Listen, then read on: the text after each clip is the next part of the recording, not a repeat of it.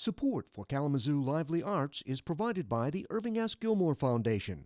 Watch Kalamazoo Lively Arts every Tuesday at 6 p.m.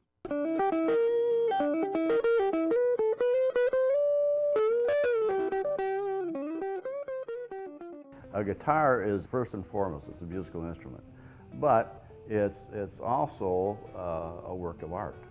You know, it has the body shape and it has a nice finish on it. A lot of people look at the guitar as it enhances their stage presence. I've heard a lot of guys saying, you know, I hold the guitar and look in the mirror and see how I look. It's a solid body, single cutaway, solid body guitar. With a carved top. It's mahogany back, curly maple top, carved. You know what I mean about the carve, it's domed, with a one-piece mahogany neck. You can see them pieces of wood are the same type wood. One piece with got little side pieces, and this particular one here is a one-piece body with a two-piece curly maple top. You can see the seam right there. It's two-piece glued together. That's matching, it makes a nice, nice picture. It's a match, you know. See them curls come together, and that's the idea. This is probably one of the most soul-tight guitars ever been done in the world. This style guitar. If the walls at Heritage Guitar could talk, they would have quite a story to tell. The old manufacturing company was built in the late 1800s. Orville Gibson started building guitars here in 1896. Some of the original tools can still be found in the building. For many years, the Gibson Guitar Company called this home, but Gibson decided to relocate to Nashville in 1984. However, a couple of employees of Gibson decided they didn't want to move, so they started building guitars under the Heritage name.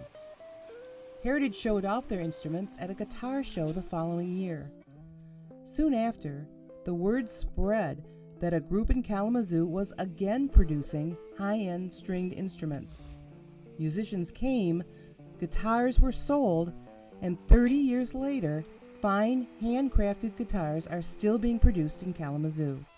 The tradition continues.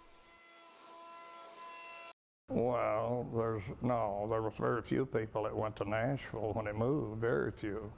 But we had the cream of the crop. We had the opportunity to hire some of these old craftsmen, and we did.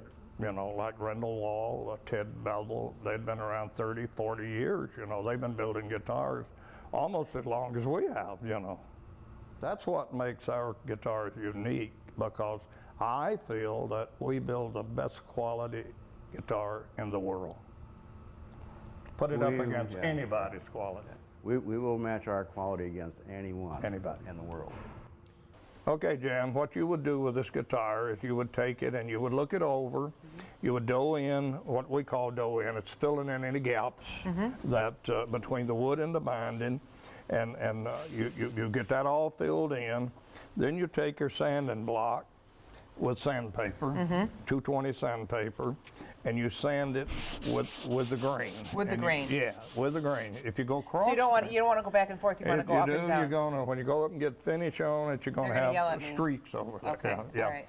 So you stay going with that grain, sand off any wood dough that you get on it, you know, and then you look for nicks, jams, scratches.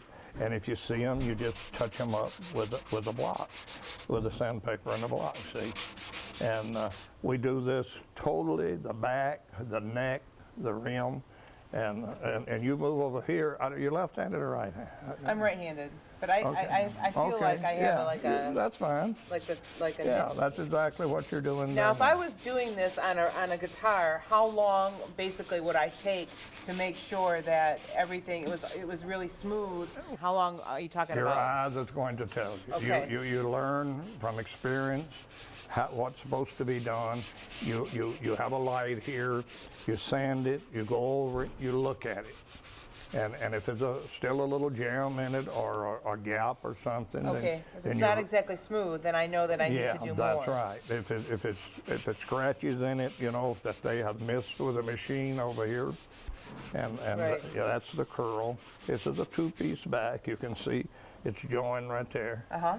You know. Oh, I see, okay. Yeah, you can see the seam in it. It's almost seamless though. If you can. look really carefully, I can see the seam, but not, Yeah, we it's not don't- very evident. It's We not don't very want it to apparent. show up when Right. finish gets on. It Right. will. It will eventually show up. Okay. And then the top is basically the same thing. It's spruce. Now this comes out of Alaska. Okay. And this is those little lines, you see them. We line them up, so we put these holes in there for the pickup so that we get them perfectly even this way. And we line it up by lining up to the neck here. And Why is this different than the back? This is not maple. Why is this different? This is what they call spruce, which is known for many, many years in violins and mandolins and things. That's the keyboard. It's supposed to be a better sound. So I would sand this as well. Same way, yeah. Same going If you- back and forth. If you look the grain, you can see the grain going. Uh-huh. That's the direction you have to sand, because if you go across it, you're gonna leave a scratch in. Okay. Yeah. Good. And then the rims is basically the same But thing. not the fretboard. I don't worry about that. You don't worry about that. That's done later over they scrape it, oil it, and clean it. So once I'm done sanding and I feel like this is wonderful, it's smooth, where does it go next? It goes to the finishing department up on the 3rd floor. And they They shade it, scrape it, put the top coats of lacquer on it, let it dry so many hours between coats. Then it sits for so many days. It sits about a week after they get it totally sanded and finished. And then it'll come down here and sit about another week before it gets buffed. You could walk it through and get it through quicker, but on the average daily basis, it would take 4 to 6 months to produce that through the system. handcrafted. Handcrafted, yes. Yeah, and as you can see by our machinery and equipment, we're not automated. Exactly. It's quite an art, really. But you've done a good job. Thank you. Hire me.